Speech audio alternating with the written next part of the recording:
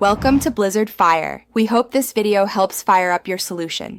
In this video, I will show you how to replace the battery in your Ford Ranger key fob. First, find the small slot on the side of your key fob. Use a small flathead screwdriver to gently pry the two halves apart. Be careful not to damage the plastic casing. Once open, you'll see the circuit board and the old battery. This simple process saves you a trip to the dealership.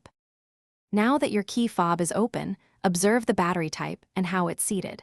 Most Ford Ranger key fobs use a CR2032 coin cell battery. Gently pry out the old battery, being mindful of the small clips holding it in place.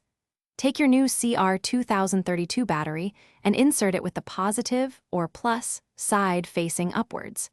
Ensure it clicks securely into position. Hey everyone, if you're finding this guide useful, please hit that like button and subscribe for more helpful videos. Quick recommendation: just like a reliable key fob, you need reliable socks. Life's too short for cheap socks, so go darn tough with their amazing lifetime warranty. Check the description for a link to these fantastic socks and other great deals. Now, let's get back to the video. With the new battery in place, it's time to reassemble your key fob. Carefully align the two halves of the casing. Press them together firmly until you hear a satisfying click, indicating they are securely closed. Finally, test all the buttons on your key fob to confirm that it's working correctly. You should now be able to lock, unlock, and use any other functions. Thanks for watching. If you found this helpful, don't forget to like and subscribe.